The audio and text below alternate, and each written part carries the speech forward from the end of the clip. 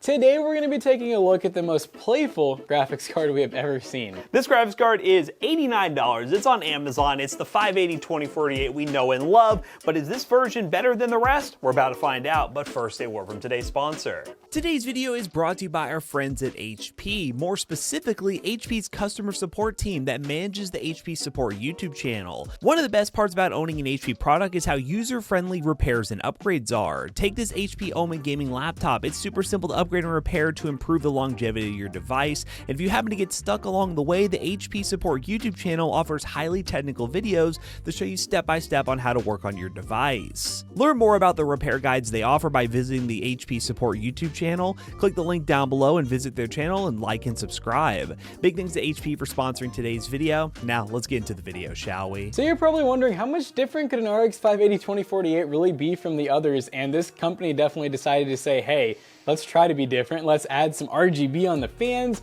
do some weird color schemes, and also the box, which literally has pictures of Legos and other toys on it. Yeah, Ardiyes was nice enough to reach out and say, hey, we have this new graphics card, which we say new graphics card. It's a 580-2048 string processor, which we reviewed many times here on the channel, but it's a totally different design compared to other ones on the market. So we said, yes, send it on over. We're gonna benchmark it and see if it's worth buying over the rest. Again, you can get this thing on Amazon for $89 with Prime shipping. So check that link down below. Will be in the fill link. It will help us out if you want to purchase one of these. But we're going to go over the key specs of a 580-2048 for those who have not seen our videos. And then we're just going to dive straight into the benchmarking to see if this cooler design runs way cooler than other graphics cards and if it's actually worth the price difference compared to other ones on the market. So for those who don't know, the RX 580-2048 is basically a 578 gig. It's a slightly cut down version of an RX 580, but with those cut downs, it basically makes it a 570. It has 2048 stream processors or cores. It does have 8 gigabytes of GDDR5 memory. It is a Polaris 20 GPU.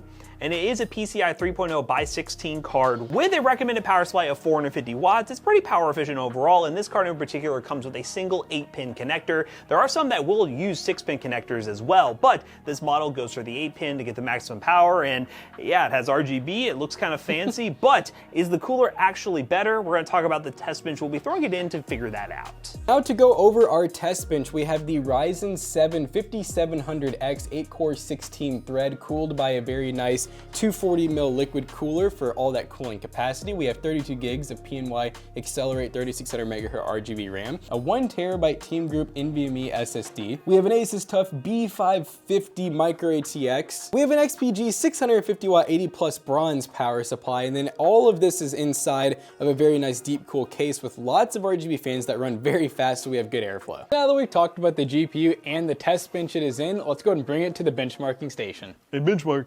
Alright guys, now that we have this Ardiyes RX 580 on our test bench, let's go ahead and dive into some game testing, shall we? The games decided to test are as follows. We have Apex Legends, CS2, Fortnite, Cyberpunk, and Forza Horizon 5. Now, one thing I do have to mention is when we test these graphics cards, and we've tested a lot of these RX 580-2048s, the main reason we do so is because I love to see graphics cards under $100 that offer a wide range of different design options, because it's one thing to build a really awesome price performance budget PC, it's another to build one that looks really good as well. So it's really cool to see these graphics cards coming in different models and different colors and different just designs overall, so people can get creative and build some really clean looking budget gaming PCs.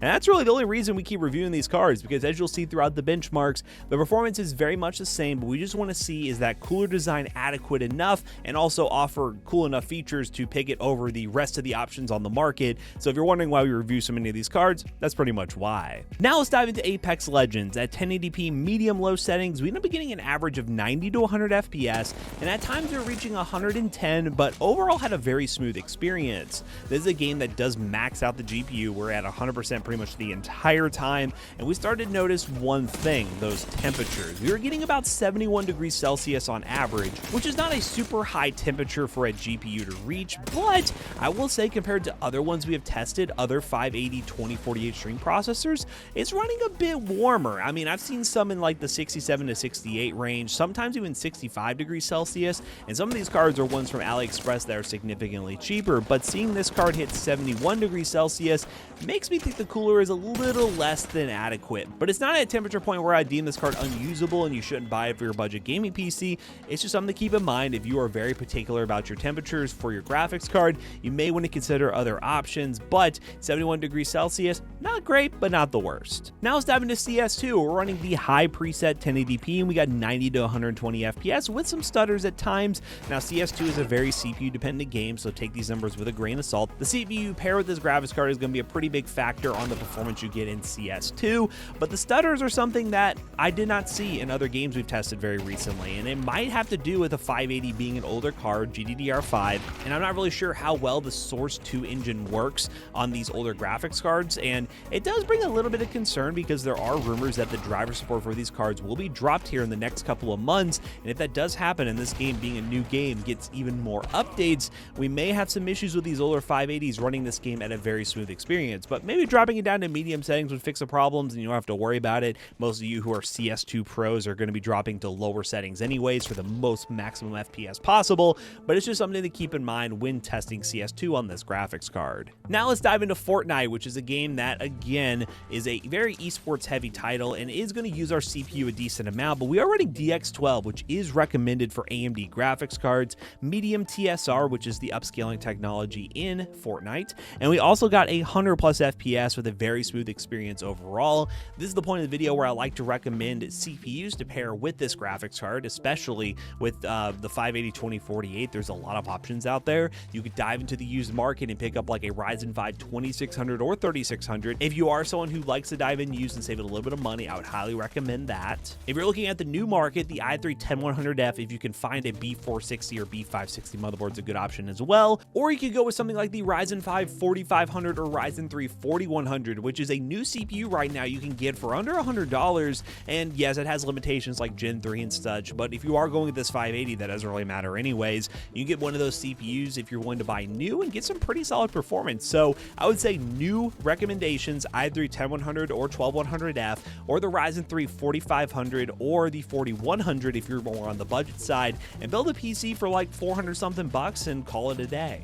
Now let's dive into the more demanding stuff, shall we? We got Cyberpunk 1080p medium preset with balanced FSR. Again, we use FSR because FSR is a lifesaver for these older RX cards. Yes, you can run games without FSR, but games like Cyberpunk are not going to run amazing without it. They're going to need a little bit of help here. We're talking about a graphics card that's under $100 and it's sometimes $60, so it is what it is. And we're getting an average of 50 FPS, a minimum of 38, and a max of 65. This is always the limitation with these graphics cards. They're fine for your esports titles, but when you dive into higher-end games like Cyberpunk, and a lot of you have recommended Starfield, it's not going to run those games. Just know when you're spending this kind of money on a graphics card in 2023, unless you're diving into the used market, these new or remanufactured cards are not going to be able to run AAA titles at 60 plus FPS unless you're going really low settings or running FSR at a really high ultra performance setting, and at that point it's not a great gaming experience either. But we're talking about gaming PCs for $300-400. That's all you can really expect without doing any major deal hunting and finding stuff on the used market yourself. But yeah, Cyberpunk, not a great experience, but if you were desperate enough, you could get into it and start playing. And the last game we decided to test was Forza Horizon 5 1080p medium settings, and we got an average of 66 FPS. Another very demanding game, but at least with this one at 1080p medium settings, we got a 60 plus FPS experience, so you'll be good to go to play Forza on medium low settings and get a 60 plus FPS experience, no problem whatsoever. So overall, this RX 580 from Ardiyes, what do I think of it? The temperatures are a little bit off. 71 degrees Celsius is as high as I saw on this card, and I've seen some models that get below that, so if you're very particular about your temperatures, you might want to look elsewhere. But if you really want a unique color scheme, a design that it really stands out from the rest of the crowd, and it's available on Amazon right now with a discount coupon for like $89, I really think this is a super good buy, and it is one of the cards that I would recommend for a really clean budget gaming PC that you can easily theme around and have a really awesome system overall that's good price performance as well. So if you want to buy this graphics card, check the links in the description down below. They will be affiliate links. They will help us out. And let me know what you think of the 580-2048 in general. Again, we reviewed them a ton. We use them a lot on the channel. And the main reason we do so, again, is we just absolutely love the value for the money. And I love to take a look at all these other budget options out there to see what are the cleanest options to make a really nice looking budget gaming PC that, again, is not only great price performance, but also looks the part as well. So now that we finished the benchmarking section of today's video, how to bring Jackson back in here to wrap this video up real quick.